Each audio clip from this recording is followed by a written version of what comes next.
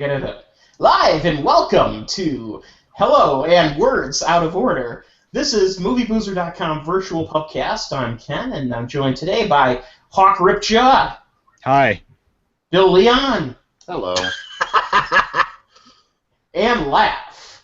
So we have a lot of things to discuss today. Actually, we have. Hey! I'm more than a laugh. Yes, you are Bill Arsenault. Yes, I am. Thank you. He's having a laugh. As you can see, we're kind of punch drunk today. It's I don't know quite why, but that being said, it's Friday. Yeah, Friday. Oh God, please don't take me back to that time period. I was trying to impersonate Stephen Colbert's version. Was of that Friday. like 5 fucking years ago now? Probably more than that. Yeah. What year did that fucking song come out? 2012. Yeah, probably. Why do you care enough to look it up? Yeah, this is a waste of time.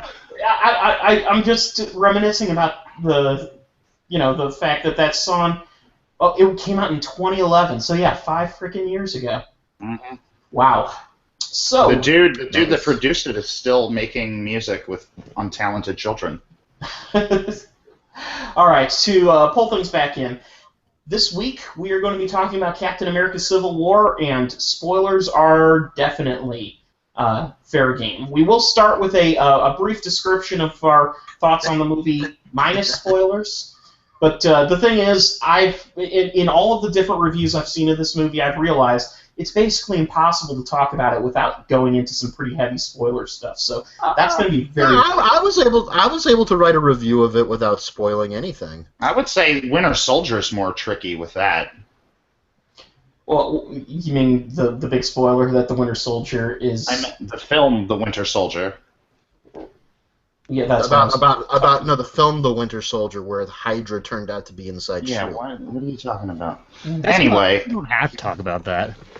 I'm saying that movie is... Even its spoilers have spoilers, because Nick Fury dies and then he's not dead. That's true.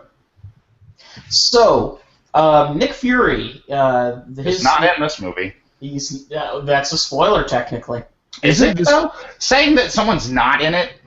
Yeah, actually that is, because that's people go in with anticipation of, if. Ooh, Samuel L. Jackson, even though he hasn't been in a couple of these movies, and he's done fuck all in any of them anyway. He's just there. Yes, the Winter church Soldier Samuel and Jackson was very disappointed. He's doing stuff in the first Avengers, mainly talking to that Metalocalypse council. Exactly. What he does is he talks to people. Have we gotten an explanation for that yet?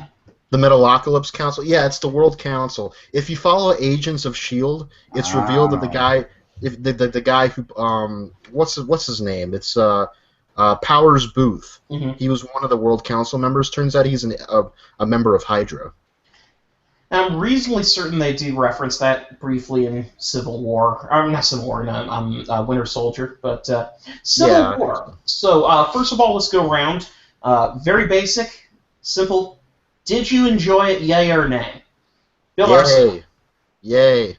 Bill Leon. Lots of yay. I liked it a lot. Hawk Ripjaw. Yeah, it was great. Yeah. All right, so now that we've got that... It's worth noting that Bill Leon actually went to a physical theater to see this movie. I did, and I took a nap, and then I finished the rest of it on streaming. Well, I got headphones on, so it doesn't work. I wish I could get the sound effect from... Yeah. Yeah. Well, it doesn't matter who's watching this anyways. First of all, I'm going to just say, Bill, shame on you for falling asleep in a movie theater. Especially this kind of movie. Yeah, It's a good movie, yeah. The only possible way someone could fall asleep in a movie like this is if they're not getting enough sleep. And to that I must say, get some fucking sleep, man! All right. Well, Bro. It was a late screening. It was like 1 in the morning. How many hours of sleep? Come on, just be honest. How many hours of sleep do you get a night? At least 6, and it's usually during the day, but... All right, up that ante. There you go. You need 8, a solid 8 starting at midnight. I'm running at 2 right now. Right, that's even worse, dude. That's pretty bad, yeah. That's I problematic. had a power nap over the past 24 hours. I would I function pretty well 7 to 8 hours of sleep a night. And I have to say that much less than that, I'm useless. More than that is actually worse, oddly enough. I find oversleep can be pretty bad, too. Yeah. For some reason, it almost makes me more tired. So was there a part in Civil War where somebody's like sleep deprived and we should be having this conversation? Like, well, no, this is Captain America pops some Ambien. This is the part where we're just shaming you for falling asleep during a movie like this. Captain America gets bored with Falcon's fanboy nature, so he's like, fuck this, I'm gonna pop some Ambien and go back to sleep for another 70 years. Well, the sleep. Yeah, I guess the sleep does relate because of Frozen. Yeah, there you go. Wait, Frozen the Disney film? Yes. Yes, that's what we're talking about, because we're not talking about Captain America. We did this with Age of Ultron, too. We took 45 minutes before we ever talked about Age of Ultron. So Captain America Civil War, let's actually break the yoke on this. Yeah. All right. So, first of all, in terms of the movie, how it fits within the Marvel franchise, my personal opinion is that I think this is a solid entry in the Marvel franchise. I have some reservations, which we'll discuss later, and I know that's a phrase you hear from me a lot, but it's true. Overall, though, I would say this is in the higher tier. This is one of their better films. I think it gave Age of Ultron a bit more purpose. I think it. Well, first of all, I would say it gave Age of Ultron purpose. Yeah. Purpose that it lacked previously. The only thing Age of Ultron really had going for it, in terms of how it expands the Marvel story, was creating Vision. Creating Vision. Introducing Scarlet Witch. Yeah. And that's it. It had some characterization, or it had some obstacles they had to overcome. Right. Here's the thing. I enjoy Age of Ultron, but it's also pretty worthless to the overall Marvel storyline. What are you talking about, man?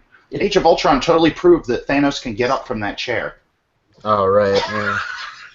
Yeah. Yeah. The movie more or less is a digression. It's just like a side story that they're going on, essentially. There's a lot of fun fights and shit. There's a lot of fun. Yeah, it's a fine movie. Don't get me wrong.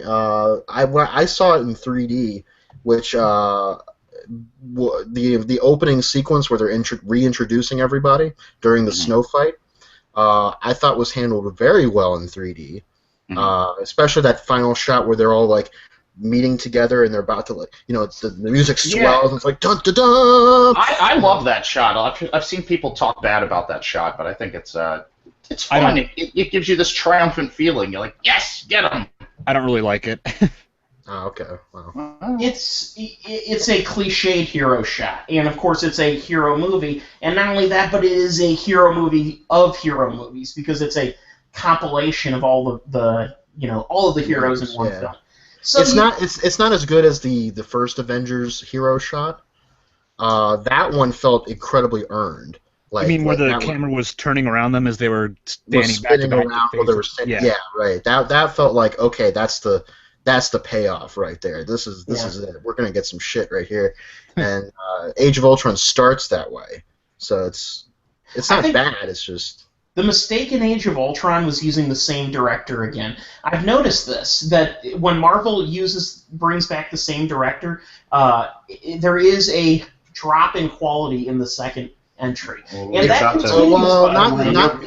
Not in the case of the Ross brothers, or not the Ross brothers, the Russo brothers. No, Civil War is not as good as Captain America Winter Soldier. What can be at this point? I know, right? So... It's the theme continues, and my question is, will we see that happen in the Infinity War films? How about James Gunn doing Guardians 2? We'll see. I think James Gunn has such an affection for those characters, and he has such a personal personality towards directing that I think he can pull it off.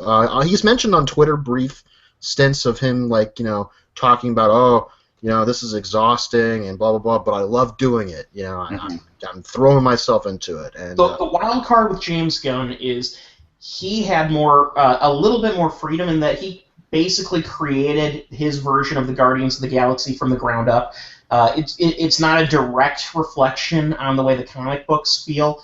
It was sort of his own specific vision of it, and that gives a little bit more leeway. Still, I think it's not debatable that Captain America: Winter Soldier is probably the most consistent, solid entry in the Marvel films. I wanted to say too, like with Joss Whedon doing Age of Ultron, I think that was less a matter of the same director working a second time and more a matter of just Joss Whedon was tired. Yeah, I agree. I think he just exactly. I think he was just tired. It was kind of like what happened with Sam Raimi with Spider-Man 3, but maybe less so. Mm-hmm. I think Spider-Man 3 is more studio interference, but I mean, Joss Whedon had been the guiding creative force of the Marvel Cinematic Universe until Age of Ultron. I mean, Disney was sending him scripts to say, "Hey, here's the script for whatever Marvel movie tied into the rest of the universe." Right. I mean, he was the guiding hand for making everything more coherent, and then heck, his brother is writing for Agents of S.H.I.E.L.D. Yeah. So. Yeah, I think the main issue with Age of Ultron was just that while it's an entertaining enough movie, it just doesn't change the game in any way with any of the major characters. They don't really go through character arcs. I will give an exception. Hawkeye gave you a reason to actually care that he exists. All right, so let's start talking about Civil War. Hawkeye gets the movie he's in. All right, hang on. Ken's making a point here about Hawkeye. I was going to lead into Civil War with that. I liked that. Speaking of Hawkeye, I liked that they gave him a reason for existing, but still kind of, edging a joke that nobody really gives a shit about Hawkeye because, he was getting ready to launch Ant-Man, and Ant-Man's like, "Okay, I'm ready, Arrow guy," and he didn't even call him by name; he just called him the Arrow guy. Well, I think that goes into Ant-Man's character. There was a bit in that, and we're talking about Civil War now. Yeah, I was going to say that was quite a during the big epic airport fight sequence where which we just skipped completely ahead to. I know. Well, just to cover it briefly, Ant-Man goes up to Captain America. He's like, "Here you go, Captain America." That delivery was perfect. It was like he's pretending he's a superhero when really he is a superhero. He doesn't have to pretend anymore, but he thinks he feels like an amateur coming to the big kids table or whatever. Right. Which I thought that was really fun. That was a really fun character bit. Yeah. That sequence in the film, easily the highlight of it for me overall is the exploration of his character and then Spider-Man's character as kind of, in a way, they're kind of the X Factors. Right, they're the X Factors, but they're also the sort of geeky, kid-like characters who are... They're sort of like what would happen if you or me were suddenly told, you know what, you're important enough to join the big game, and that you're invited to the crew. We picked you. You were the first pick for our basketball team. I think it's funny at this point in Civil War, they're picking Ant-Man and Spider-Man, which is great, to join their teams, but you got Agents of S.H.I.E.L.D., which they still don't even, in the storyline, they still don't even know S.H.I.E.L.D. is still around. S.H.I.E.L.D. is operating underground in Agents of S.H.I.E.L.D., and right now they have an Inhuman storyline, where the Inhumans are coming up, and they have a Secret Warriors group where it's like a team of Inhumans get together and they go off on missions and stuff. And you'd think they would want to team up with some of those guys. There's one of them is called Quake, who can cause earthquakes and sound blasts and stuff. Oh. She's not actually called Quake on the show. That's just her comic book name. This is the adaptation of her character. Right. You notice in the Marvel films they don't always call the characters by their comic book name. They just call them by their real name. Yeah. They don't call Scarlet Witch. They call her, Wanda. Vision is called Vision. Captain America is called Captain America because that was propaganda back in the day, and now it's a term of endearment for him. Iron Man is called Iron Man. Iron Man's called Iron Man because, Tony Stark likes to brand himself, and he's fucking Iron Man. The first movie literally ends with him saying, "I am Iron Man," and then cue the Black Sabbath song. At that point, you've got to call him Iron Man. Yeah. That was the most epic introduction to... I loved how that was the start of the Marvel Cinematic Universe. That kicked off within that universe the opening of this new world of superheroes, and it was Tony Stark acting like an asshole. Well, Absolutely. It's so funny to think back to that and how far we've come since then, because I remember I didn't see that in the theater, but people were telling me, like, oh, Nick Fury shows up at the end and they're going to make Avengers, and I was one of the people going, sure they are. Well, that was unprecedented at the time. Yeah. Well, I mean, previous superhero movies had tried to go further than, one or two films in a series, and they always fucked it up somehow. I mean, I think my favorite example of that is with the Tim Burton Batman movies. I mean, you had Batman, and then Batman Returns was popular, but not nearly as big a hit. That world, there's an interesting fan theory to be had with that I'm going to make up on the spot, which is that there was some kind of gas leak throughout Gotham City, and that's what the progression of it is like.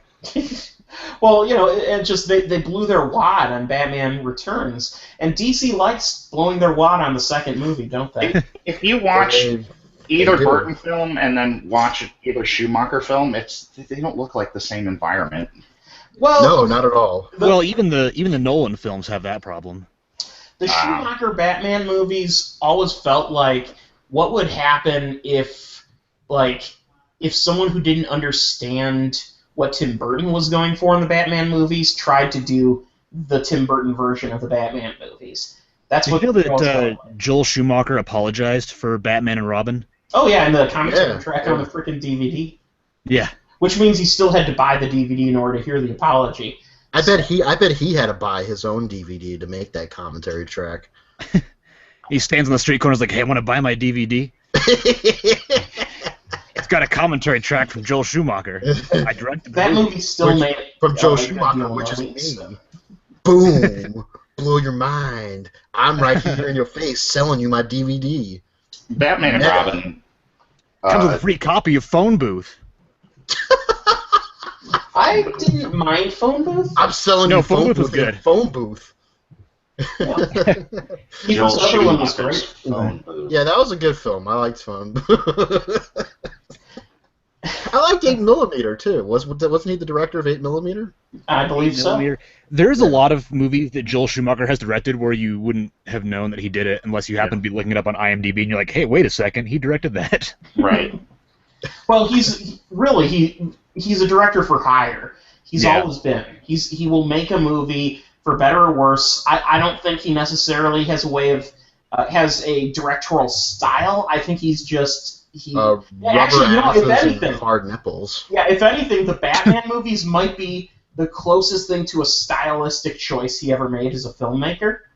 But amongst the things he's directed recently, he directed a couple episodes of House of Cards for Netflix. Which, it's weird. Like, he's one of those directors where he's as good as the people telling him what to do.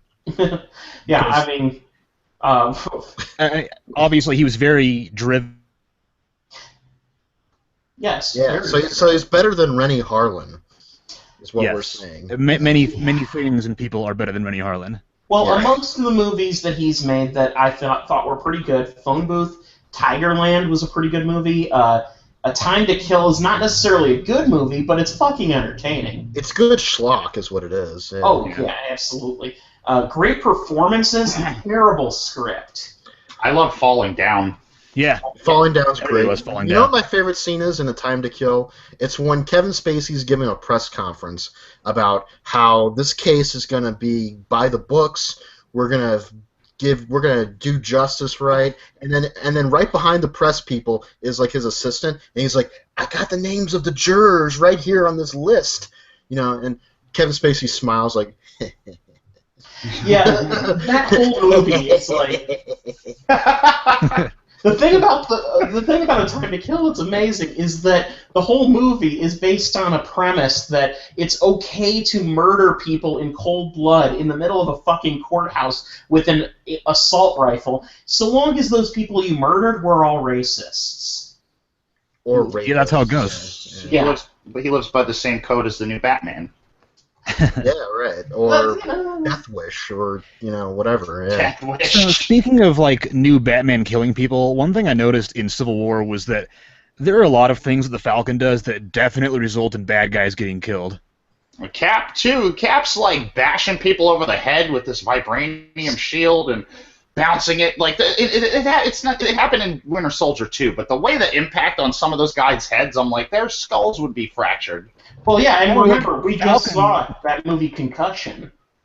And Tell the truth. Yeah, tell the truth. Tell the truth. I mean, Falcon straight up Captain blows America people up. isn't, if he isn't killing people now, he's killing them 20 years down the road. Well, I think what Hawk is trying to bring up with Falcon is, if you remember in Ant-Man, during that fight he had with Ant-Man, he was using his like mini machine guns. Mm-hmm. He'd pull them out of his pack. I was like, wait, is this intent to kill? Yeah, you know what I mean? To kill this mini man? Like, well, what? And during the opening fight scene, he brings down rockets from the sky to blow up these guys that are shooting at them from behind the trucks.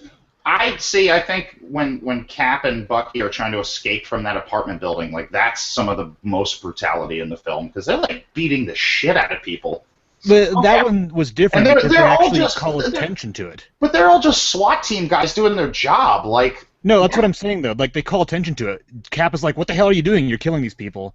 Whereas in the initial fight, there's no reference to anything about how many people get killed. I mean, there's the guy who's holding the vial of the pathogen, and you could argue that Falcon shoots him in the face, and then Black Widow catches the thing. Maybe this is just sort of like if those of you who are familiar with the Arkham games for Batman, how they get away with Batman basically kills the fuck out of people, but he's convinced himself that he's just putting them to sleep.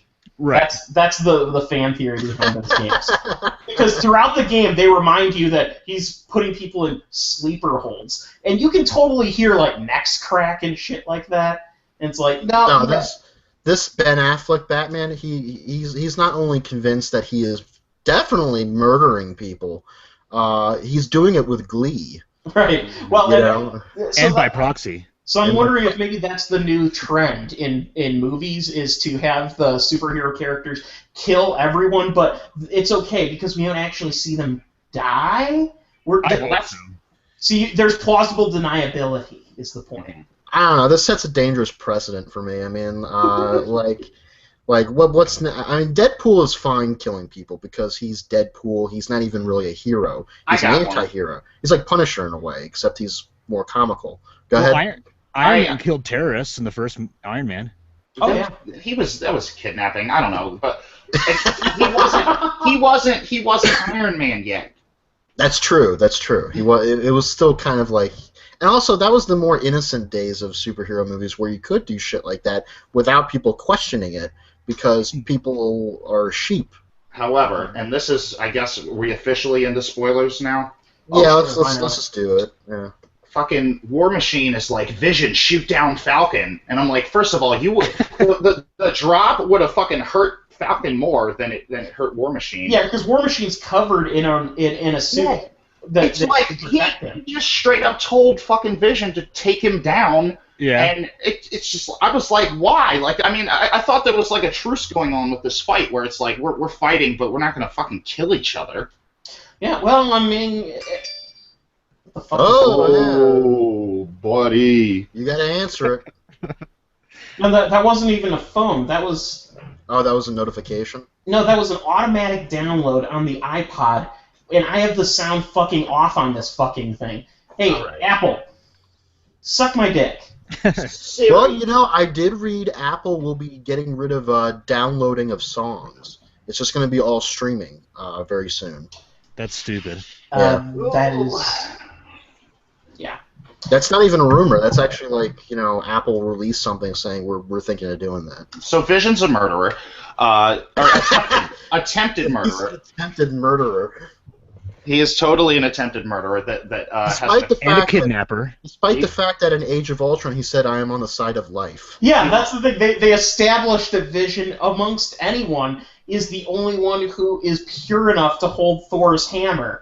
That was He's probably a bullshit. racist. Yeah, that was bullshit He's because probably he didn't racist. even hesitate. That's Just true. fucking.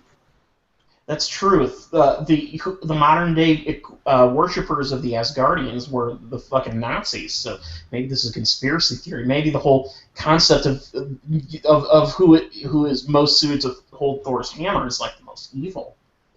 Yeah. Maybe they're building that up in the Infinity War thing because he has the stone in his head. Because he pretty much only hurts or attempts to hurt the black people in this movie, so... Oh my God! We've just cracked the nut. Now that Thor's hammer cracking nuts. I mean, can we get more innuendo on this show? We cracking could. nuts. I thought one thing that was weird about Vision is that he kind of just was incognito for most of the airport fight. Like, what was he doing? He was not exposing the fact that he could kill everyone if he wanted to. I guess you could say he was being in character because he was kind of being peaceful. I don't. Do we think that every single like- person was holding back, that like pulling their punches in that fight? Because first of all, every single person on Iron Man's side could easily kill Hawkeye, like without hesitation. Just Vision looks at Hawkeye, laser blast, dead. Okay, let's move on. They've They feel sorry established. for him. No, they've established since the first Thor movie that Hawkeye. I mean, he is mortal, but he can hold his own. Like Well, he's an Avenger. Yeah, but he's a member of the team for a reason. But you can only fire arrows so quickly, and Yeah, Let's that stop reason ragging is on a Hawkeye. token Hawkeye's a Jerry good Renner. guy. Yeah. Okay. Every franchise has one. Come and get your token Jeremy Renner for your action franchise. Even Man, Bourne Hit him has while it. he's hot. Born Coming for up next in Avatar 2. the Born. Is he going to be in Avatar too? Probably. Was he in Avatar 1? No. well, the new movie is called The Bourne Apology. It's for the Oh, The Bourne Legacy? The Yeah. Bourne Boredom? it should be an apology to Jeremy Renner. The movie that was, let's make a Bourne movie and call it a Bourne movie, but not feature Jason Bourne. We'll have a picture of him in it. I'm Jason Bourne's cousin, Jack Bourne. More like stillborn, I would say. And then the Oh. tagline's something to the effect of he wasn't born yesterday. Or was he?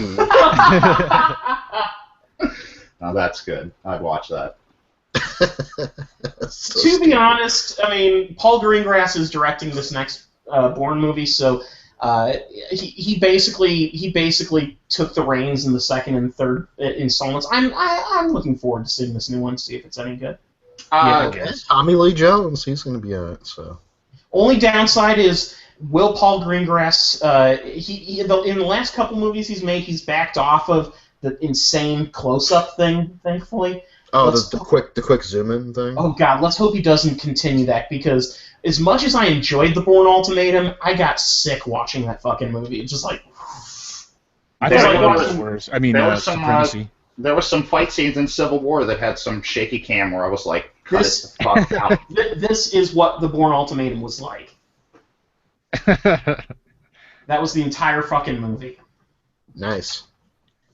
Slightly Shaky better- cam in the fights? Anybody? What?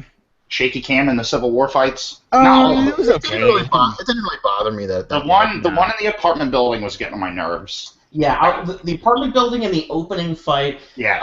was a little hard for me to take. They pulled out a little bit in the airport fight. I didn't have a problem with that. They're getting better about it, but the shaky cam thing, I just can't stomach it. Mhm. Who else was shocked by the Crossbones suicide bombing? That I was didn't even kind of know who he was until he took his mask off, and I was like, "Oh, it's that guy." From Well, he kept Minnesota. saying Rumlow, so that was good enough for me. Yeah. I didn't realize that they were going after Shield in the beginning of Age of Ultron until they said so directly. I really liked the design of Crossbones. Like, you could tell that they beefed up like his suit in a way to make him be able to hold a fight against Captain America. Like, I love the punching hands where there was like a pneumatic thing to help enhance his punch. yeah. That was Yeah. pretty cool, almost steampunk-ish. I was a little disappointed that he died. I mean, they could have kept Crossbones as a cooler villain to hold on to later down the road, like they did with Zemo. This is a Marvel film. He didn't die. He's going to find some way to I'm pretty sure he died. Yeah, All right. I'm pretty sure he fucking died. Yeah. a building fell on him last time. Although to be fair, in Marvel's Daredevil, they brought up the concept of immortality, or at least bringing back the dead. Oh, so season 2, they brought that. Although the Yakuza are the ones that have that on lockdown. So who knows? Yeah. This is a superhero movie. No one ever dies, even when they die. Elektra is they're not dead. on fire and in multiple pieces, with a building on top of her. Yeah, okay, All right, then we can stop Rumlow. Yeah, I think Rumlow's dead officially. He already got his one resurrection. I mean, dude, in Winter Soldier, a building doesn't just fall on him. That building explodes while it's falling on him, and there's no way any human could have survived that in more than a couple of different chunks. A couple of people survived the Twin Towers falling. I mean, what if they start making, like, they keep bringing back Rumlow just for him to die in every Captain America? That would be amazing. It's like the thing, like by Captain America 5, the building's coming down. He's like, God damn it. Okay, let's just get it over with. God damn it. I was watching Civil War thinking, why couldn't they just have had the Punisher just show up at the end and just and wouldn't it have been amazing? Like, Punisher shows up at the end of Civil War. At the end? Yes, and just fucking kills everyone. You mean at the fight? I was like at the end, like in Wakanda, at the sea prison. What are you talking about here? At the end of the big airport fight. Yeah, it's like someone says, "Have you met my friend?" And he says, "I'm not a friend of anyone." It just ends the Marvel franchise universe in one fell swoop. So it just turns it into the Punisher cinematic universe. He'd have no reason to do that. Daredevil's still alive. Even if you killed everyone at that airport fight, you still got Hulk out there. You still got Thor out there. You still got Daredevil and the Agents of S.H.I.E.L.D. underground and all this shit going on. Well, I was mentioning this to Hawk offline a couple days ago, that if there's anyone that I want to see kill Thanos, it's got to be the Punisher, because he's the only one who doesn't have any problem with just fucking killing.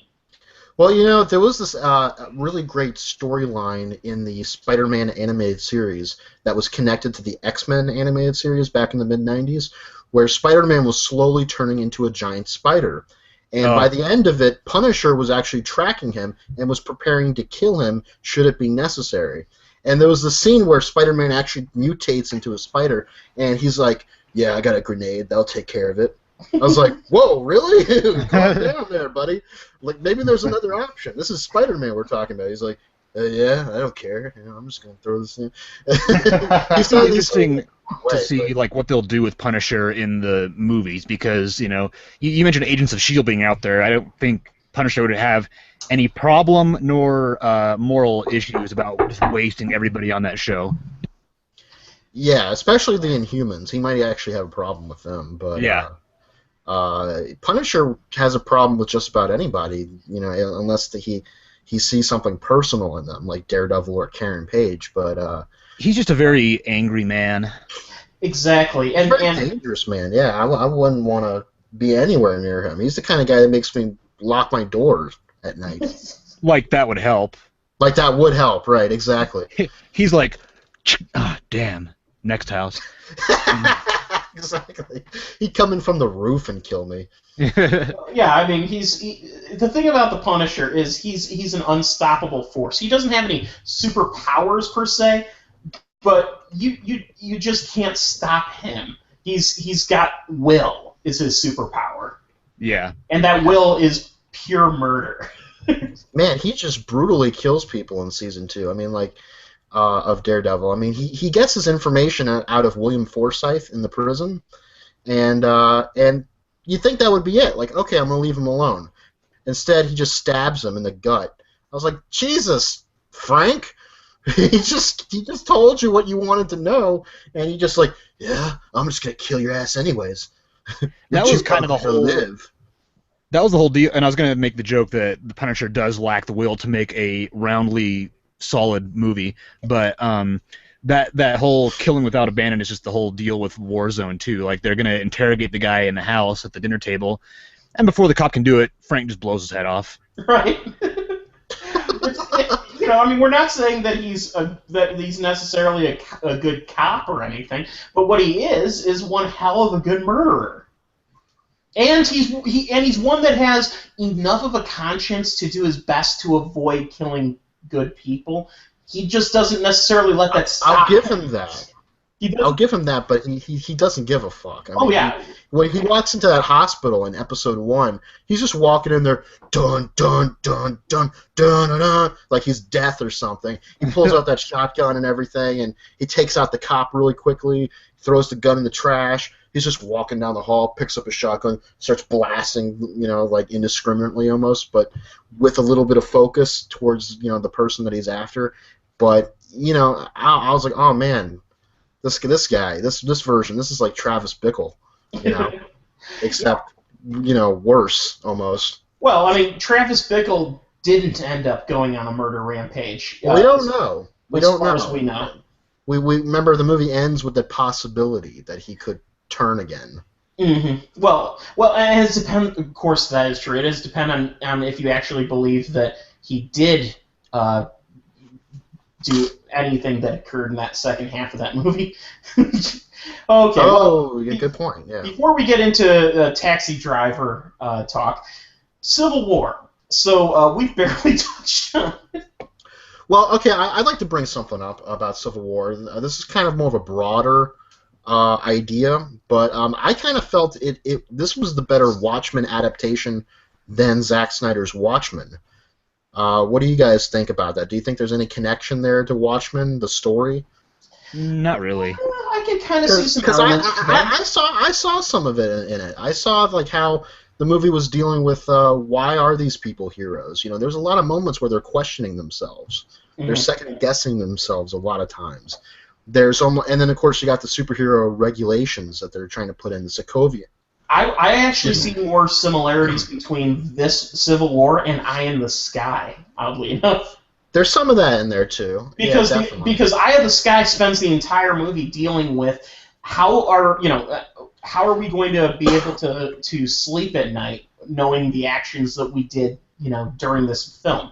And it's basically, this is an entire movie about them dealing with the fact that while they've certainly taken down some pretty bad people, they played a part in the creation of a good amount of those bad people. Yeah, similar to Eye in the Sky, Civil War did a really great job of not really emphasizing that either side was the correct one. Right. Yeah. I will say, though, and I voiced this concern to a couple of you, while I think they did do their best to be even-handed, I am kind of unsure if Captain America was taking a moral stance or if he was just taking a stance for his friend. And it's kind of it's a little up in the air and both. I mean, like for example, he was swayed by what Agent Sharon Carter said about her aunt Peggy. During the funeral, when she gave the eulogy, she was like, "No, when everyone else says you're wrong, you stand firm and you say, I'm right." And I was like, "Well, that's kind of a stubborn point of view. I mean, what if?" Yeah. In the context that she was talking about feminism in the 40s. So I mean, it's a totally different thing that she was talking about. Right. Yeah, and there are some situations where that can be okay, but I was like, for most situations, like Captain America ought to be open to ideas. He ought to, hear something out. He just went through a whole who can I trust debacle in the Winter Soldier film. Yeah. I like that. Well, I like that motivations are sort of set up here because he started in Iron Man 3 where Tony Stark is kind of bummed and having nightmares and shit, and it's they're trying to give them the proper motivation, but at the same time it doesn't really add up because you would think that they'd be on the opposite sides. And also there are entire YouTube videos online of people who are giving evidence and staunchly holding to the theory that we live on a flat planet. Standing up for your beliefs regardless because you believe them to be true, regardless of how many people tell you you're wrong. That's kind of that's what That's what climate change deniers use to as an excuse for their dumbass beliefs. Mhm. I mean, or the lizard people theory. Now those Jim are Morrison? That could be real in the cinematic universe, anyways. true in the Guardians of the Marvel. Galaxy, Thanos. There could be the president could be a lizard person they have to deal with. You never know. I think the Marvel mole people are technically under the Fantastic Four umbrella. Yeah, I think so. Or the Tick or something. Yeah. The Tick is not Marvel. Yeah, but in the Tick cartoon show, there were mole people. I wish that the Tick was Marvel. That'd be cool. Demon Spoon. Yeah, here's the Tick best. suck blood. Do you suck blood? Yeah, buddy, I suck blood all the time. I got a straw right here. You want a demonstration? Yeah.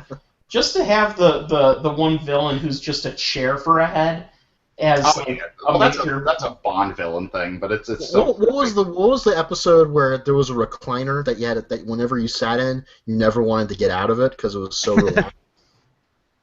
it was so comfortable. Yeah, it was so comfortable. Yeah. I haven't seen that cartoon series for years, but I remember the episode where they were trying to clone the Tick and make like an evil clone, and they were looking for a tissue sample, and someone instead took them literally and took like a tissue that the Tick had sneezed into, and so the result was like a giant booger clone of the Tick. Yeah, there's one of Arthur too that can only say "I Arthur." Arthur's booger clone is the one that took the Tick sample. Oh right, okay. I Arthur, I Arthur, I Arthur. So we've Civil War. We can still talk about Civil War. There's so much to talk about in this movie. We haven't even touched on a lot of stuff yet. All right, so why don't we start a little bit in order? Let's start with the opening battle sequence. Do we have anything else to say with regards to the sequence with Rumlow and? I thought it was brutal. I mean, like he's prepared to kill himself in order to kill Captain America and many other people, and then out of nowhere, Scarlet Witch comes in and contains the explosion, and he's burning alive. On camera, and then she lifts him into the air, but she can't quite control it, and then boom, a building of innocent people blows up, and he, or the one of the top floors of it does, and you hear people screaming in agony. And all the other heroes are like, "Holy shit!" That's exactly what I was thinking. I was thinking like, "Oh my God, they're doing this." Like, could you imagine if in Man of Steel they actually did that, or in Batman v Superman if they did that? Well, they tried. We would actually no, they didn't do it. That's the problem. Because I get what you're saying. If they had done that, we would have engaged a bit more with the movie. Yeah, Right. I thought you meant consequence, which comes we know that shit shit was happening in those movies. We just don't see it or hear it. Well, there's the scene where General Ross comes in and shows them footage of stuff. Like, there's footage of the Avengers where like people are running and screaming and shit. No, I meant in the Batman Superman. The Avengers part though, that was one that that battle in New York. They make it in the Joss Whedon film. They make so much effort to make it look like no human being dies in that battle, and then this kind of retcons that by showing, yes, in fact, all of those scenes of debris falling, there were people underneath that debris. Yeah. And I think that's good because it always felt a little bit cheap in Avengers that they didn't show that kind of repercussion. And so that by retconning it, I think it makes it a little bit more, it ups the stakes of that battle sequence. Of all that footage that he shows, like, the first Avengers movie, the New York thing, that wasn't their fault. The floating island, that wasn't their fault. That was kind of no, the floating island was all Tony Stark's fault because he created Ultron. Well, right. Yeah. But I love just on that battle, the opening part, and also with the apartment fight scene. I love what the Russos are bringing to Captain America as an action hero. Now, why don't we address what happens even before the Rumlow street fight sequence? The opening sequence that was meant to throw people off, that shows that shows this strange person no one's seen before entering the franchise, and he's trying to find out something about specifically what happened on the events of this one day in 1991. Yeah, I thought that was cool. It's the only Marvel movie to have a cold open. Right, and that cold open really, it's kind of chilling because you're wondering, well, how does this play into it? And That's they not bring true. Guardians of the Galaxy has a cold open. Oh, you're not. You're right. It does. Yeah.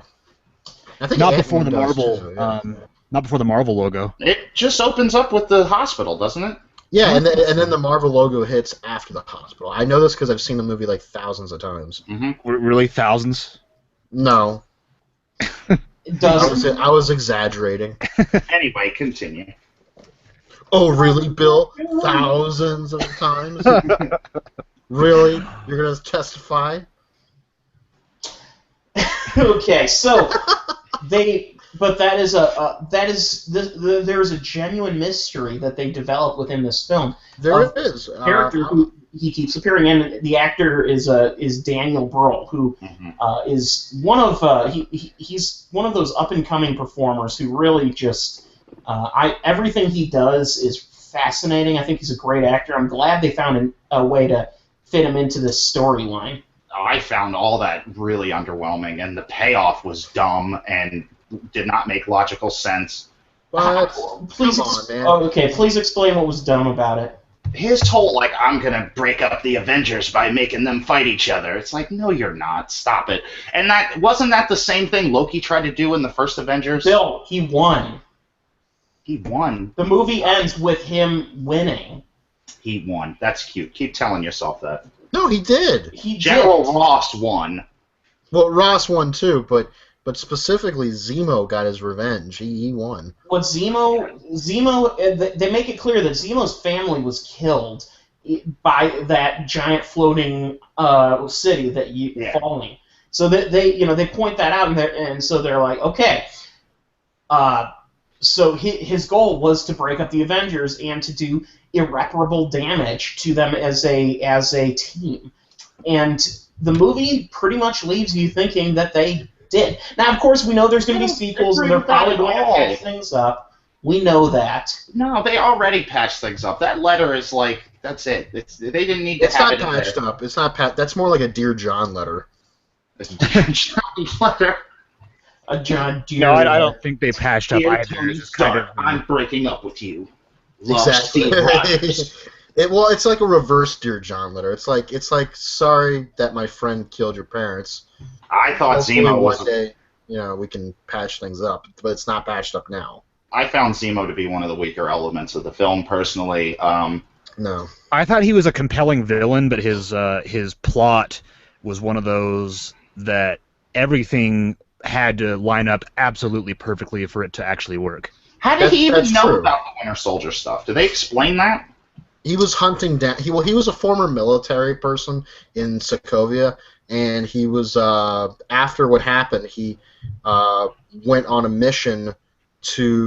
personal mission of vengeance, to learn all he could about the Winter Soldiers through the Hydra archives that Black Widow released in Winter Soldier. Right, and there's the line that he says at the beginning, that all of this Hydra data was released to the internet, much of it encrypted. He says it wasn't easy to identify this information, but he had his ways. That's enough for me to buy that, if this guy is this intelligence expert, that of course he would be able to disseminate some data that maybe others weren't able to. Mm-hmm.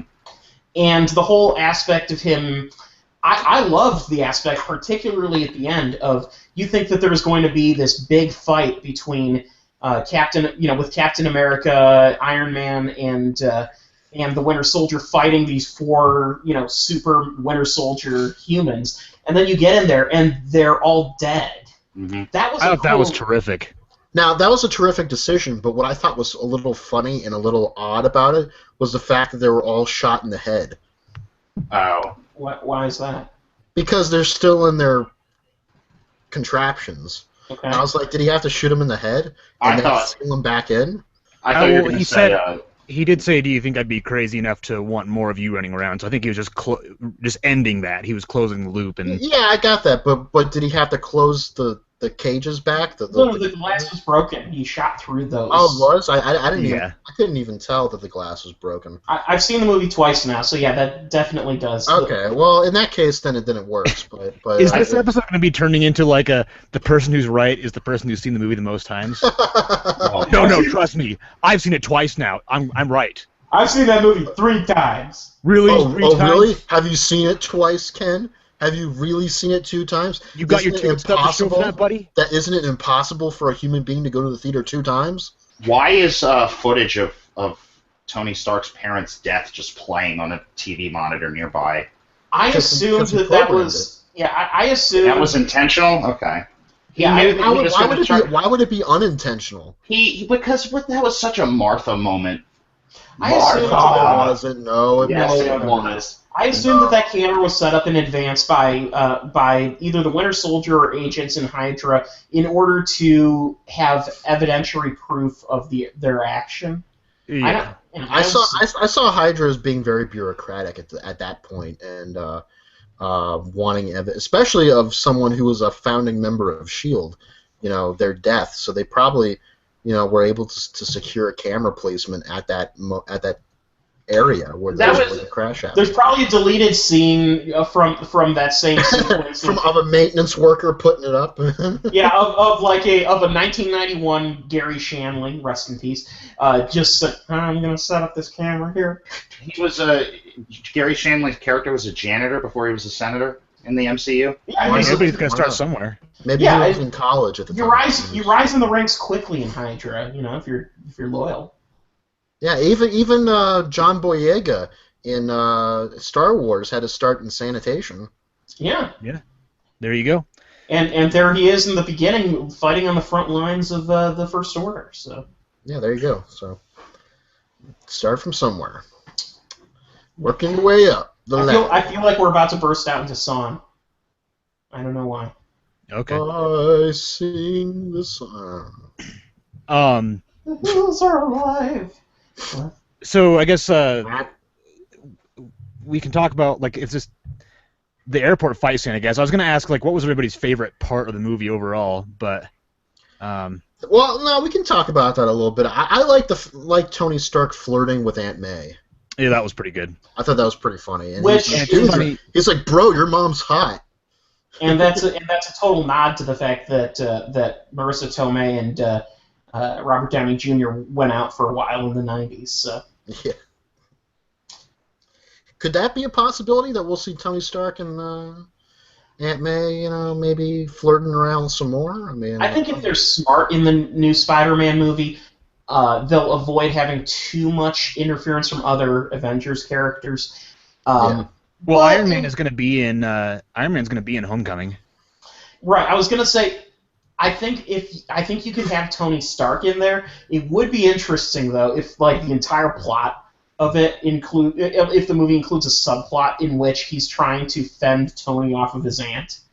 Tony's just seriously pursuing her. I don't think they'll do that. Tony Stark intentionally endangering a minor. No, I don't care about that. That wasn't I didn't have an issue with that. When he gets knocked down, he's like, all right, stay here, stay down. But the fact that he brought him there at all was kind of you could get in a lot of trouble if that kid gets killed. It's not the first time. Crazy. They spent 3 movies establishing this. Remember in Iron Man 3, he did all that work, knowing full well he was being hunted by fucking murderous scumbags. He let that kid take him in and stuff. So he has no problem working with children. Yeah, Tony is not a guy that makes good decisions typically.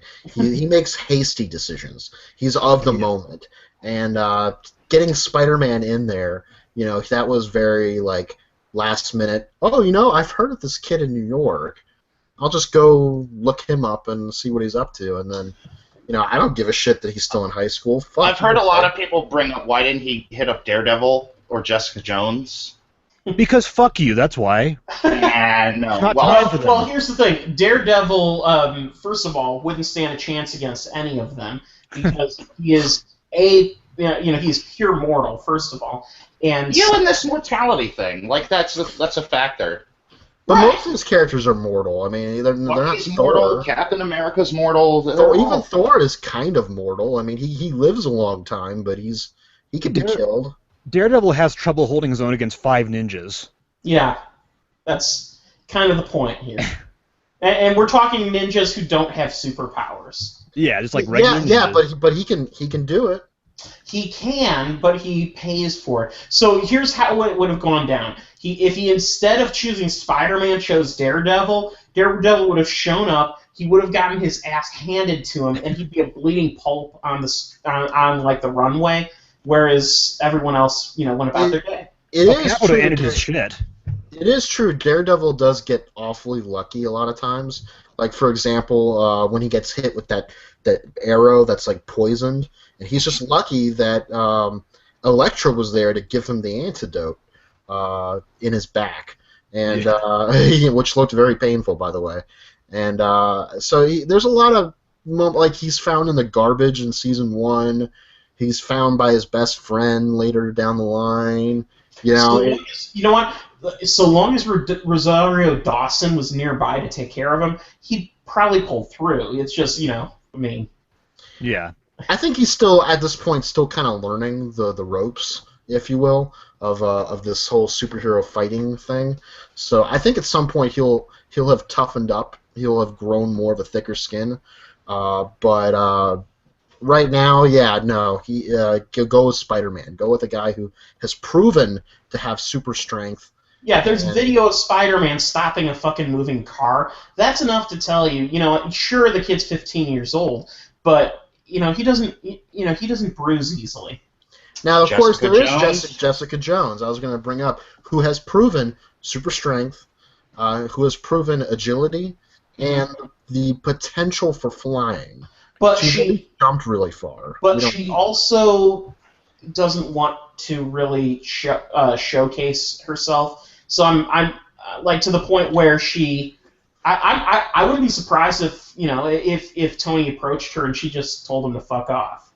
Right. That would have been a funny scene. That would have been a funny scene, just like Wolverine. Yeah, I was gonna say, is it too similar to First Class? Yeah. Yeah, like fuck off. And the same thing if he went to Luke Cage. Luke Cage would say the same thing. Luke Cage hasn't done a whole lot yet, so. Right, but he gets impenetrable skin. That's like fucking great. When's that show come out? September? Yeah. Ooh. Something like that, yeah. Luke Cage is currently incognito in the Marvel Universe, is he not? Yeah, like, or at least, he may have been in Jessica Jones even though he was a bar owner. He may have been kind of, going by assumed names here and there. We don't really know for certain. He was going by his name, Luke Cage, but he wasn't pretending to be like he wasn't letting people know he was a superhero. No, I'm just saying he went crazy with Purple Man made him go crazy for a while, and then he just disappeared after trying to kill Jessica, right? He didn't come back after that. Yeah, no, he didn't come back after that. And so he's off the table. For now. He's at least off the grid at the moment. He's probably going to go back to Harlem and do his stuff there for a while. And then you got Iron Fist, which is next year, which is going to be interesting. That would have been neat if Tony had gone after those guys just to interview them for a bit. But I think you guys are right. I think that they're almost in their own world. It's right like now. I mean, Charlie moment, Cox has a stipulation in his contract that states if Marvel needs him to appear in one of the movies, he has to. So Marvel clearly has designs on getting the Netflix characters at least appearing a little bit in the movies, but I don't think Daredevil will ever be in the MCU on the same level that Iron Man or Scarlet Witch or anybody that currently will be. And honestly, same as the Punisher. I don't see the Punisher really. He's going to get his own show, but he's not. I don't see him like appear. Maybe in a fight with the Hulk or something. I don't know. But, that would be fun. I'd like to see Punisher go up against Hulk. That'd be cool. Yeah, that'd be interesting. I think that if there's any time for them to tie in those characters, it would be in the Infinity War series. You have just a brief comedic moment where something crazy happens in Hell's Kitchen, and Daredevil's there, and suddenly Tony Stark shows up and Well, see, by that time they might be the Defenders. They might have a team. That's true. Yeah. That'll be interesting. And I remember there was a rumor that the Punisher was going to join the Defenders, but I don't think that's going to happen. It does not make any sense. Because Punisher is totally not that kind of guy. Why would anyone else in that team be okay with guns and killing? You're right, exactly. Indiscriminate guns and killing, yeah. The Punisher is he's a lone wolf. He does his thing. Yeah. I don't really care for the Punisher. Daredevil Season 2 made me care for the Punisher, but that does not mean I want to see his own show. That's just a personal thing. But Spider-Man, okay. Is this the best cinematic Spider-Man? I have an affection for Tobey Maguire's Spider-Man simply because those were the first big Spider-Man movies, and I really liked them, especially Spider-Man 2. Maybe more for the storyline and the arc than necessarily the representation of Peter Parker, but as far as what Peter Parker was in the comics growing up and everything, this is probably the better, or one of the better screen versions. It's definitely better than Amazing Spider-Man. It's definitely Garfield. I'm in a unique position in that I have never really liked Spider-Man movies in general. They're okay-ish, but I mean, even the Tobey Maguire ones have just aged so poorly, and so you know what? I mean, this is probably the best version that I've seen of Spider-Man. Spider-Man 2 is so fucking hilarious when Dr. Octopus sees that he's killed all those people, and he goes, "No!" And the arms on his back go, "Ah!" Why does that happen? Yeah, Spider-Man 2 was definitely a Sam Raimi film. Yes. Oh, it's hilarious. I liked how in Civil War Iron Man and Peter Parker are talking, Tony Stark, and over the course of a 5-minute conversation, they do away with an entire hour and a half of Spider-Man exposition and backstory that would have been done in a Spider-Man Marvel movie. Oh yeah, they have to do it now. They can. Yeah. The Spider-Man movie can go directly into Spider-Man doing Spider-Man-y shit. Yeah, they can allude to the origin, maybe flashback to Uncle Ben dying. They make some comments in this. Peter Parker makes some comments that kind of implies Uncle Ben's death. That's what I'm talking about. That they do it in a very clever way that feels kind of fresh, and I think it's great because now we don't have to waste half of a movie on the origin we've seen so many fucking times. Right.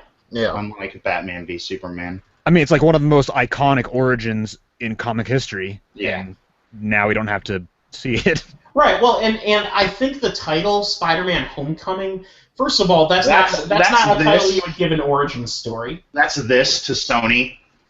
Yeah, kind of. Except Sony's producing the film, so that's something to remember. Oh, and I'm glad. Well, let me just say, speaking of Sony and Amazing Spider-Man, I'm so glad that we don't need some dumb Peter Parker's parents were scientists and they did this and that and they're connected. I thought that was a kind of a cool idea for Amazing Spider-Man. It's just that Sony, they greenlit the script and got the movie made, and then halfway through the movie being made, they're like, you know what, we don't want to do this anymore. That's a lot of coincidences. Amazing Spider-Man 2 was, let's have about 8 different good ideas thrown into one movie and not tie any of them together. That's what Sony does with movies. Yeah, that's not good filmmaking, and so no. There were a lot of good ideas, and they were executed not so well. I loved the sequence, the character, the character that Giamatti plays as the Rhino. I thought that was a unique scene. It's but fun. It didn't tie into the movie or have any purpose. Where did he get that suit? Yeah, exactly. It doesn't matter, but it was the silliness of it that was kind of fun because it's like the most lame supervillain character. He's got a big suit that runs really fast like a rhino. It was given to him by Oscorp. Remember, Oscorp had every uniform of the bad guys. They had the Vulture uniform. They had the Doc Ock weapon. Yeah, they let's just throw all those ideas into Yeah, I know exactly. It wasn't a good idea, but that's what it was. Now, by the way, have any of you guys seen ever the Sam Raimi Spider-Man movie, The Muffle Cut? No. It's the exact same movie as Sam Raimi Spider-Man, but whenever you see the Green Goblin with a mask, it's just him going. That's all the dialogue is. That's funny. It's amazing. I'll try to find a video of it somewhere. Okay, good. See, you covered it. Yeah. All right. I loved in Civil War Giant Man. Yes. Everybody. Oh, yeah. And now, unfortunately, they're spoiling it on all the TV spots. Are they? That's so bad. Well, Yep, it's your own the number fucking one fault for movie in not Amer- seeing it. So It's what? it's your own fucking fault as an audience member to not see it opening weekend. Yeah, that's true. But like, I had no idea they were gonna do it, and then all of a sudden, when Ant-Man was like, "I've got a distraction. I've only tried it once," I was like, "No fucking way! Are they gonna do that?" And Spider-Man stole the movie for me until Ant-Man showed up. And here's the Ant-Man thing: was terrific. Yeah. not being someone who's familiar with Ant-Man or anything, I had no idea that was what his secret thing was going to be. So when he did it, I was thinking they were going to do something closer to what they did in the first Ant-Man, where he got super, super small and try to fit, through something. I don't know. But when he went giant, that was a genuine surprise for me. I loved it. And he just, And you can tell that he's pumped about it, too. Mm-hmm. Yeah, the only thing his eyes through the mask are just like... Yeah. I think that they made him move a little bit too slowly. I understand that if you're that big in lumber, you're going to move slower, but it felt a little bit weirdly slow, like it was slower than it should have been. Yeah, it was only the first time he's done it, too, or second time he's done it. Yeah, true. So maybe his muscles get weirdly tense or something doing it. I don't know. It just didn't. But that didn't matter. That's like a quibble. It was a crazy, funny scene. And when he grabbed a hold of friggin' War Machine, just like flailing him around. Yeah. That whole airport scene is just like one great moment after another. By the way, isn't War Machine basically like he's the rag doll of the Marvel heroes? He has never had a break cut to him. He's always kind of the other guy. Have you noticed that? The one that gets hurt, yeah. Yeah. He gets fucked over in all of the movies he appears in. And going back to what Bill Leon said about the airport scene being so many great moments, like, this movie has more money shots and fan service moments than I've seen in a Marvel movie in a long time. Like, I don't think, not since the first Avengers, if not more so than the original Avengers, have I seen a Marvel movie that's so in tune with its fans. Another thing, I would love to see the prior to CG footage of Scarlet Witch doing anything, because it must look so stupid. Yeah. I've actually seen some of that. I think Webinar Media posted something about it on an episode of Half in the Bag, and it was just her doing. When Age of Ultron was being shot, there were some publicity photos of just her standing in a street doing this. Right. I mean, it works fine with the CG because it gives you that feeling she has that control. But without it, that's even through the movie, because I'm still to the point where I can't dismiss CG. Like when I see it, I know it's there, and I can see beyond it and see that it's not actually there. And so. That's what I see when I see her do that. It is just some crazy person flailing her arms. I don't know. It's once again, it's a minor quibble. It's just funny. So the Russo brothers put the Arrested Development stair car in the airport scene. Yep. The blue stair car is. It doesn't have the logos on it. I looked today, unless I missed it, and there's two stair cars. I'm pretty sure I saw the stair car, but I've only seen the movie once, so... It has the same logos as the plane and, the airport that they're at has. Huh. And the Dean shows up. The Dean from Community shows up. And he's playing a teacher, so, I don't... Maybe he's... It's definitely, intentional, Community nod, but it's just great that the fucking Russo brothers, from where they came from to now, are still, putting little references to fucking Arrested Development and Community in these big movies. What is the stair car? I don't understand. Okay, so... You've not watched Arrested Development, Ken? Never. Oh, that's right. I forgot. They were I will rich. say sometime, maybe, possibly. So please explain. They were rich, and now they're not rich, and their plane got taken, and one of their last assets was the car with the stairs on it to get on the plane. Oh, so the thing at the airport. Okay, that makes sense. Okay, I get it. And like throughout most of Arrested Development, Michael Bluth is just driving around in this stair car, like that's his primary mode of transportation. Okay. And immigrants hitch rides on it, and Oh people yeah, to escape from prison. hop-ons. You're gonna get some hop-ons. Okay, so what other comments do we have about Civil War? We've made it through. Oh, you know what? We haven't even talked about at this point. Black Panther. Black fucking Panther. I've been waiting to bring it up. People love it. I don't know shit about him from the comics. Like he was cool. He was fun. I know nothing about him from the comics. Other than the interesting piece of factoid in that the Black Panther was named before the Black Panther Party existed, and so they basically named their political movement after a comic hero, which is interesting. Mm-hmm. But no, yeah, only thing I knew other than that is his suit's made of adamantium or vibranium or whatever it is. No. I'm going to take a quote from the Half in the Bag on this movie. What do you know about the Black Panther Party, cracker? Oh, that was funny. His suit is made of unobtainium. Unobtainium. Oh, there you go. Yeah. Oh, fuck you, Avatar. So Black Panther was originally not going to have much of a presence in this film because he was not going to get majorly touched on until the Black Panther movie. But then when they felt like the Sony Marvel deal would fall through with Spider-Man, they redid the script a little bit to give Black Panther a much meatier role. And then of course Spider-Man, the deal was successful, so they just gave Spider-Man a slightly truncated role and kept the Black Panther a larger role. And the main reason for that is with Black Panther,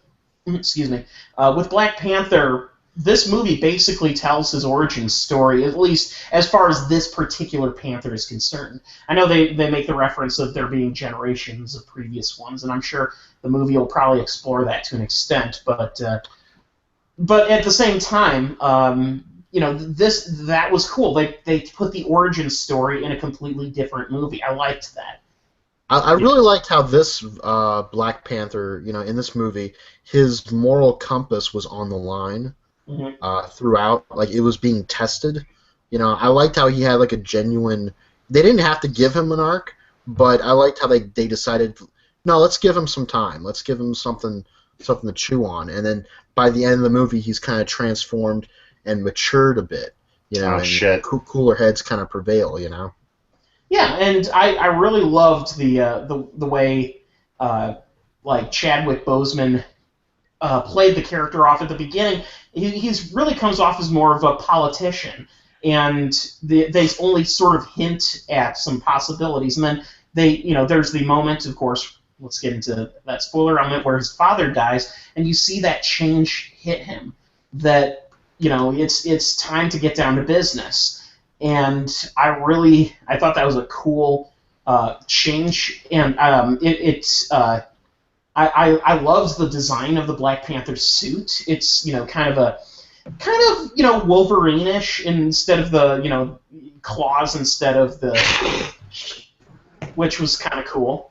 And the idea that because Captain America's shield is made of the same material as his suit, he poses a direct threat to Captain America's defense. And so as you see, the shield gets scratched the fuck up. Well, the shield gets left behind at the end.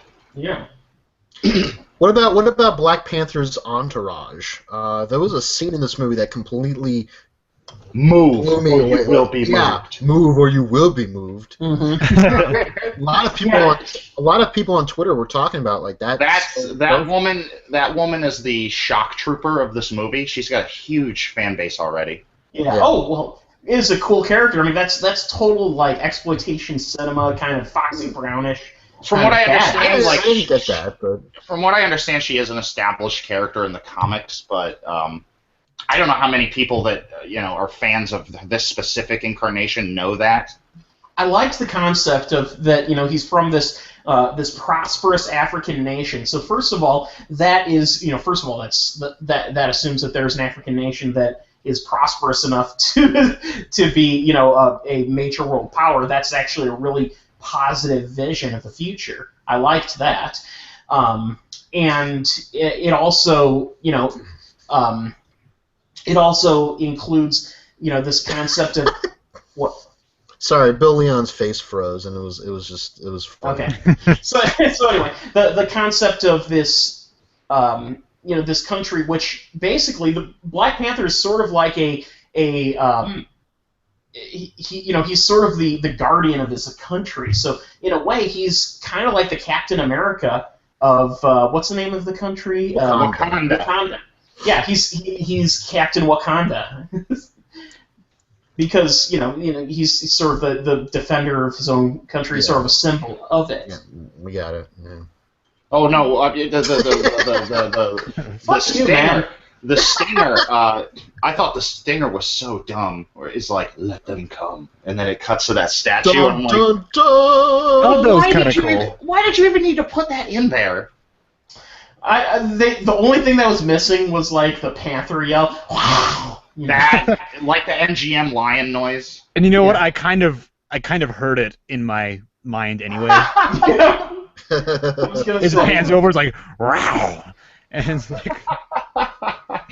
So, do we know what happens to the heroes at the end? Because it seemed to be up in the air. Like Captain America goes back to the sea prison, and I'm guessing They break out. I guess he breaks them out. But are they now living in Wakanda, or is that just like a place where he brought Bucky? I think he just brought. No, I think they're all there actually because Captain America said they're gonna come for us. Like I think for all intents and purposes, the Wakanda facility is the new Avengers facility. Could be. I don't know. They didn't really. I think he said if they know Bucky's here, they're gonna come for him. Oh, is it? Okay. I think he said something like that. But how many times have you seen the movie?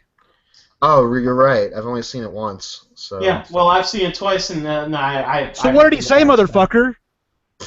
He said something along those lines where they're basically they're underground. He's keeping them hidden. Okay, what about Scarlet Witch? Is she with them, or because I remember I don't remember quite clearly, but I think she was in a straitjacket or something. Yeah. Well, it probably. I would think they would have to, because if she's able to flail her arms crazily, then she's able to control people. Maybe. Yeah. That's her superpower. Yeah, I know, but did that suggest she was somewhere else? It suggests that she's Wonder Woman because her only power is having her arms bound by men. Unless a lady soldier tied her up. Well, yeah, but I mean. No, because they don't. She's in the same facility as everybody else. Okay, so they were. Oh, by the way, for the last couple minutes I've been waiting. Hold on. What? Hold on. Come on. Nah, come on. Run. Sorry, that's why I've been detached for the moment, because I've been trying to find that fucking sound effect. And Run from the bit. So Hawkeye's, Yeah. Hawkeye's family, are they now in Wakanda? Nobody cares about Hawkeye's family. Okay. Hey, Or is it just Hawkeye? What about Ant-Man? Is Ant-Man in Wakanda now, or is he given asylum in the U.S., or like what the? He probably went back to bang what's-her-face. My feeling is anyone who's in that jail is going to still be in that jail when the next episode of... the next episode of the Marvel Cinematic Universe. Exactly. Except for Falcon. Tune in next 2 years. Because it was heavily suggested he broke Falcon out. Right. But as far as the other guys, it was a little difficult to understand. Oh yeah, I guess that's right. Okay. So we don't know. Yeah, my assumption is that they're still there, because that would set us up for a great opening sequence in some future Marvel film of like Captain America now underground, but like breaking out all of his friends from that jail. And then wouldn't it be awesome then to see a few supervillains in that jail? Why? Well, we saw that they were all like in the same room. Why would he go and only break Falcon out? What a dick move. See you guys later. So. Yeah, But yeah. I got my manservant. See you later. This is the last Oh. goddamn time they call a Captain America movie an Avengers movie. Yeah. Well, I mean, I think that there was a legitimate effort in this film to make it Captain America's story. but I also do not disagree with people calling it Avengers 2.5. Right. It really does have that feel. That I mean, it is. It's certainly it. He's the one that gets the main arc in the story. But then again, Tony Stark also gets an arc. I rhymed there. An arc? So, An arc reactor? yeah. Well, oh wow, you tripled down on that. It was a triple Lindy. Oh God. That was a Rodney Dangerfield Yes, reference. to see him. Well, actually, and guess what? Robert Downey Jr.'s in that movie too. So we're kind of. Oh yeah. So is Oingo Boingo. Yes. And both their names start with an R. That's what the Marvel Cinematic Universe needs. Rodney Dangerfield and Oingo Boingo. Oh, should we bring up Robert Downey Jr. looking CGI younger in that scene where he's doing Pretty good. the computer flashback? Yeah. Yeah. The one thing though is I barely noticed it as being CG just because Robert Downey Jr. has aged pretty well. If you shave his face and put a little bit of wrinkle reducer on him, he looks pretty much the same way. Hold back his skin a little bit with some Scotch tape. Right. Well, yeah. They did. Now, shouldn't Howard Stark have been looking a lot older than he did? I think he was looking old enough. That actor, though, I forget his freaking name, but he's on Mad Men. And John Slattery. That's John right. Slattery. He's always looked the same age, no matter what really? age he's been in. If you see stuff from him from like the '90s, he doesn't look a day older than he does now. So, yeah. So Well, he I don't shouldn't know because if it was that like really 20 helps. years ago. Fuck you, man. That's the second time I've had to say that tonight. Team Hawk, Team Cam. Movie Boozer, Civil War. Okay. Who's seen the movie more times? Yeah, actually, how many times did you see the movie, Hawk, huh? Once, so I don't know what I'm talking about at all. Exactly. Exactly. You saw it once, and I saw it twice. So to that, Do you have your ticket stubs to prove that? I do. Oh. There we go. That's all the proof I fucking my- need. Is that My the Sex Panther noise? Base ticket stub. Yes. It's actually just a stock Panther sound effect, so I'm sure it's been used for that. I'm sure the Sex Panther was a stock panther. Yes. What? Like What? he played the stock market? Wait, what? Coming soon from DreamWorks Pictures. Stock Panthers. Panthers in the stock market. Voiced by Michael Douglas. Talking about. I have no idea. What? I don't know. I don't know what you're talking about. I think Bill Leon's high. I'm not. I just came up with that. I just had a root. I mean, I should be a little goofy Not your right now, pop-ups. but man, Hey, Bill so it's Leon not your favorite really got goofy. Well, Yes. Well, not my dad. It's not your dad's root. Not your yes. dad's. Okay. But is it your? Yeah, is it your? that's You just said it's not my dad's root beer. Is it your dad's root beer? Mm-hmm. no, my dad's a recovering alcoholic. I'm just drinking sparkling water. So. I have coffee. So anyway, Civil War. Bill Leon's usually like drinking like a 2-liter of Coke and some. I gotta go to some, work. What's it? Some Ronco. Yeah. So yeah, I don't have that much else to say about Civil War. Does anyone else have any closing thoughts on it? Great it's pretty movie. good. I mean, Yeah, overall, I really- really fun. Yeah. I really enjoyed it. High I like stakes, the- high emotions, high drama, high. It was action. better than Batman v Superman. That wasn't a high bar to reach. Wow. Name another movie that came out this year. Any other movie? Deadpool. That was better than Batman vs Superman. Please name another movie. Norm of the North. The Witch. Oh man. I did not see Norm of the North, but I'm pretty sure I would probably enjoy it more than I did Batman vs Superman. Ooh, Would you rather rewatch Norm of the North or Batman v Superman? So I haven't seen Batman v Superman wins on that one. No, because I'm never rewatching Batman v Superman. That movie was atrocious. I would. 50 Shades of Black. Didn't see it. So I can't say. Oh, God. No way. No, I would. No. I would watch Batman v Superman over 50 Shades You're of fucking probably, you know what? Black. You're probably right. I would rewatch it rather than watch that movie for the first time. So you are right, Hawk. I will give you that one. Thank you, Ken. Yeah. 50 Shades of Black. Fuck that movie. Oh man, fuck that movie so much. But I think that's a good. Ken's the only one of us that hasn't seen it, because I saw it. Oh, fuck no, I'm not seeing that movie. Well, you're peer pressure now. I had to watch God's Not Dead too, so I'm pretty sure I've seen the worst movie this year. Would you rather watch that again or Batman? I don't know. 50 Shades of Black, that's pretty bad. I would be prepared to. I would be willing to watch God's Not Dead too, just to see if it was worse than 50 Shades of Black. I also saw The Masked Saint with like Rowdy Roddy Piper playing a cameo in the movie he was given top billing. Yeah, no, that just sounds awesome. No, it's a terrible movie. But is it terrible like 50 Shades of Black, or is it terrible like Behind the Mask or Beyond the Mask? Yeah, it's a terrible like Marlon Wayans doing a Beyond the Face. doing a condom fake out, or is it you know? No, it's not as ambitious as Beyond the Mask, and it's not as skillfully filmed as any like. It's a terrible fucking movie. That's all I'll say. Read my goddamn review.